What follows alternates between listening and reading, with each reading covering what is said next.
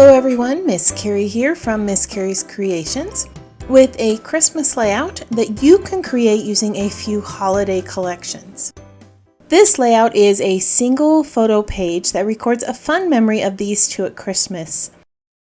Today I'm going to share some simple ways that I use cut-apart pages on my layouts. This is a favorite photo of mine from Christmas, so I decided to make a page to record this memory.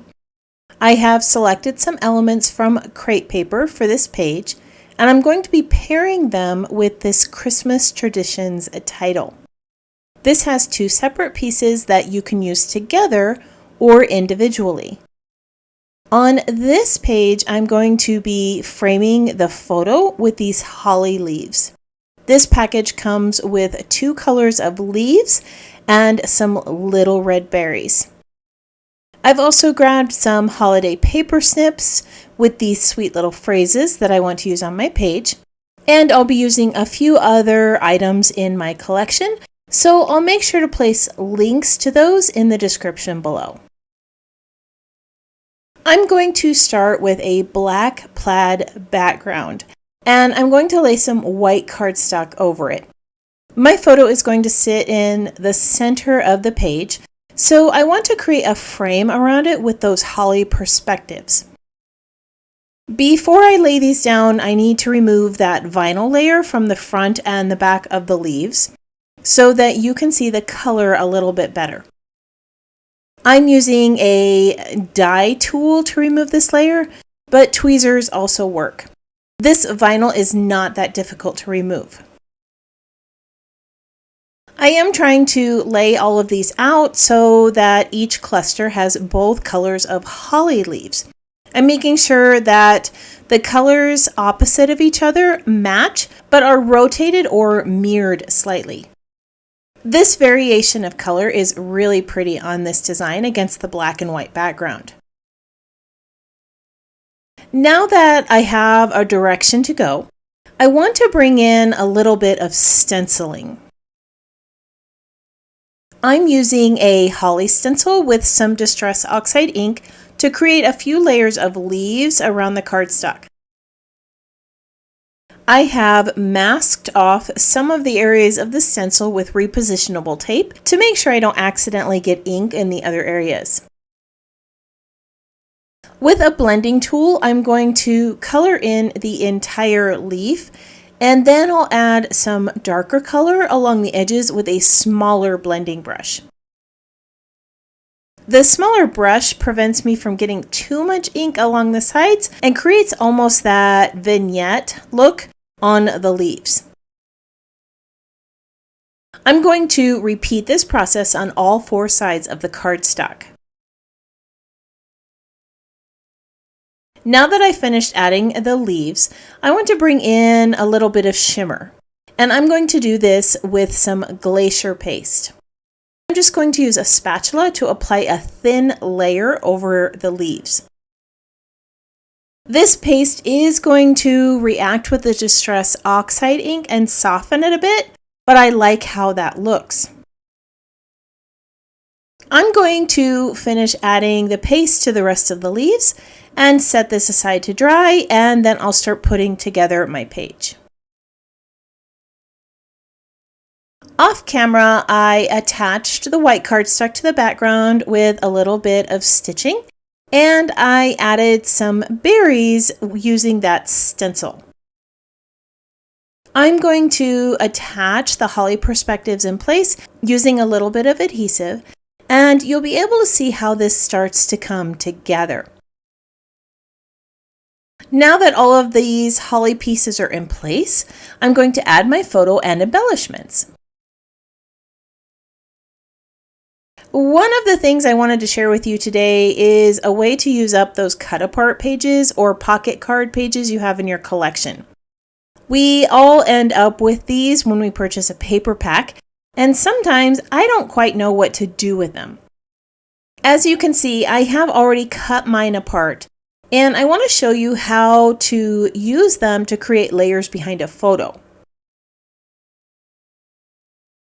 When you are using these to create a frame, It's always best to take advantage of the printing on the cards.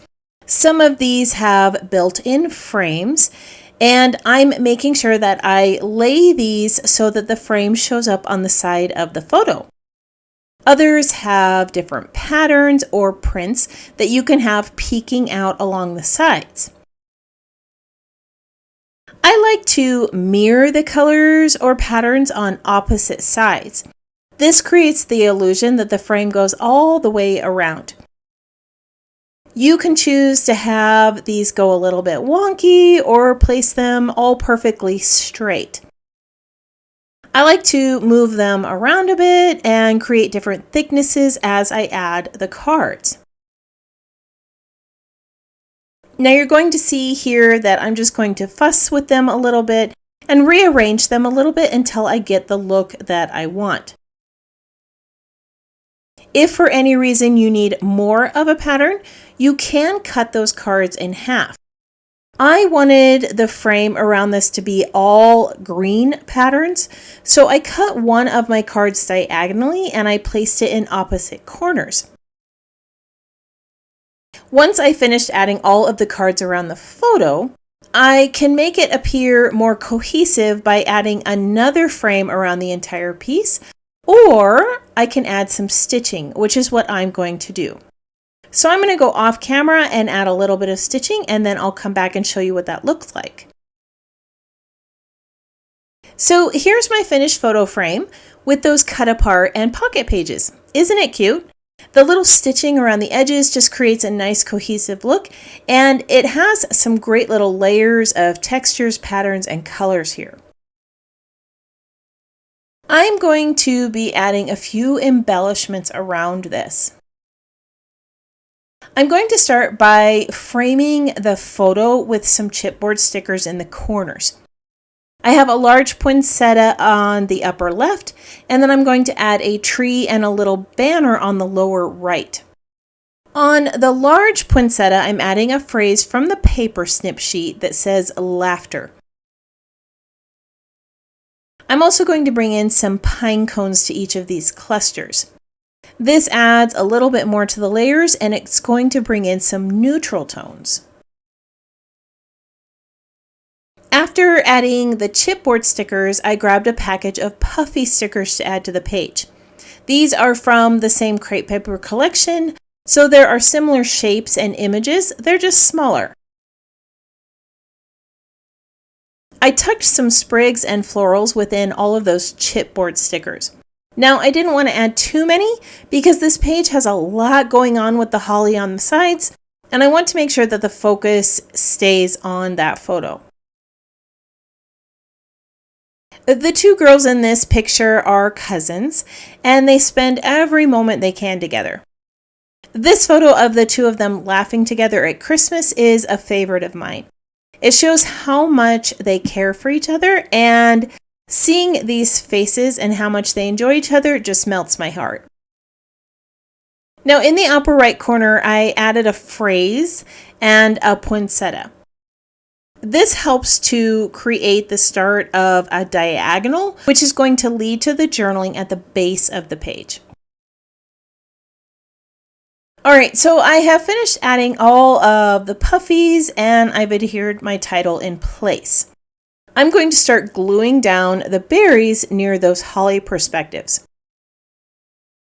Now, these berries came with the holly perspectives, and I realized that I must have lost someone somewhere because I was a little bit short.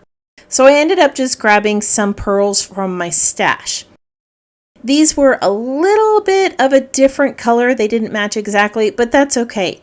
I decided that I could just add more of these little pearls to the other holly images, and it turned out great. I'm going to finish this up and then I'll share the completed page. Off camera, I added some details to the page. Using a white gel pen, I added highlights to the stenciled berries to give them a little bit of dimension. I also added some black enamel dots around the photo, and I placed my journaling on some vellum below the title. Now I want to share a few close-ups of this page so that you can see it in a little bit more detail. This layout is one that you can create using those lovely holly perspectives and stencils from your collection. On this page, I was able to create a frame with those elements and show you how it all came together. I especially liked being able to share one of the ways that I use cut-apart pages or pocket cards as a photo frame on a layout. If you are one who enjoys pinning projects to inspiration boards, I have placed these photos on my website and you can grab those still shots there. Thank you for joining me for another scrapbook project. If you have any questions about this project or the supplies I used, feel free to comment below. I hope that you have a wonderful week, and I can't wait to see what you create.